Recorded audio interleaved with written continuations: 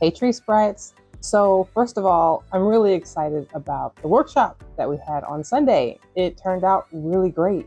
There was just a small group of us, and so we were able to have a really full, open conversation about our ideas about the future of Black America and what Afrofuturism means to us. I knew that I wanted to have this conversation, but I wasn't sure how many other people were really interested in having it with me. And so I'm very grateful to those of you who did show up and engage with me. These conversations are integral to our evolution as a Black community in America.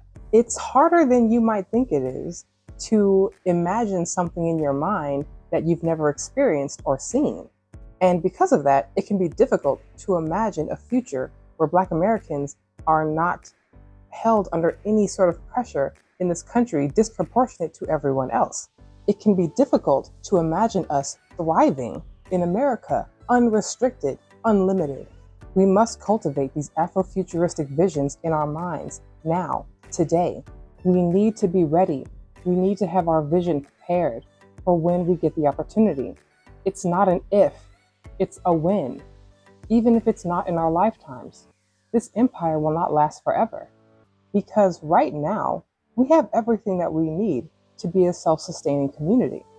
Hillman Talk University in and of itself shows the abundant wealth of knowledge in the Black American community.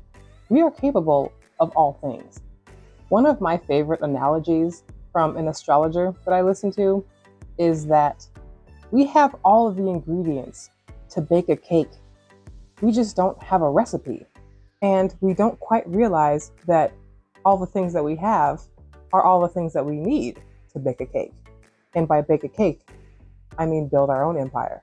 We have already shown that we have to work twice to 10 times as hard as our white counterparts to get half as far in their construction of society. Now imagine if we took all of these incredible skills, all of this knowledge, all of this intellect that is not acknowledged and will never be acknowledged in white society, and pull it into Black society. One of my fantasies for Black people is that we wake up one day no longer desiring or valuing white validation or opinion. Don't we realize how much better we can validate and acknowledge each other?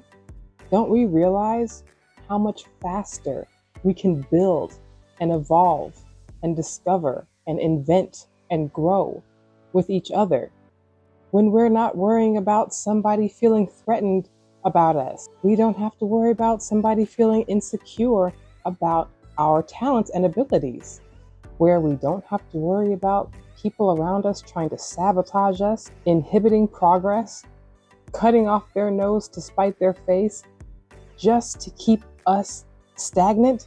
If Black Americans actually made the conscious decision to unify and be in solidarity with each other and to no longer value white validation, we would rapidly evolve past this society.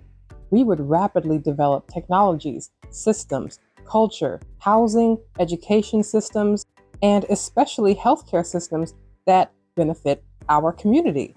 It's no different than what everyone else in this world does. Black Americans are just in a very particular, peculiar position. And I gotta say, in 2025, we're helping it along. We are actively choosing our own stagnancy and our own repression. And yes, legislation is against us. The whole majority of society is against us. We are over-policed. It's basically legal to unalive us. And we are regularly discriminated against in housing, jobs, and any other facet of society. I honestly think that in this administration and in the next 4 years, nothing is really going to change for Black Americans. They're just being honest now about how they've been behaving. Nothing is really different. And we should know by now that affirmative action and diversity, equity, inclusion are programs that benefit Black Americans last and typically benefit white women first, and all other people of color and disenfranchised groups ahead of us as well. Don't worry, we'll be just fine. It's literally just another Tuesday, the first step to accomplishing an Afrofuturistic future is to first become apathetic and numb yourself to this society. We keep investing our energy into a civilization that regularly spits in our face and tramples all over us. This is not the end all. This is not the only thing that is. We can create something different. We can create something new that we can thrive in. It doesn't matter how many times they burn us down or drown us or come pew us up. We have to realize that the reason why that there is so much opposition against our progress is because of our potential. No longer desiring to build our own towns and cities is a trauma response from our centuries of terrorism here in this country. We have been in a deeply narcissistic, abusive relationship with white supremacy, because white supremacy is just racialized narcissism. Anyway, I hope that you decide to join me this upcoming Sunday for the second series of the Hatching a Black Dimension, a Black Imagination workshop for February during Black History Month, which nobody can tell us not to celebrate.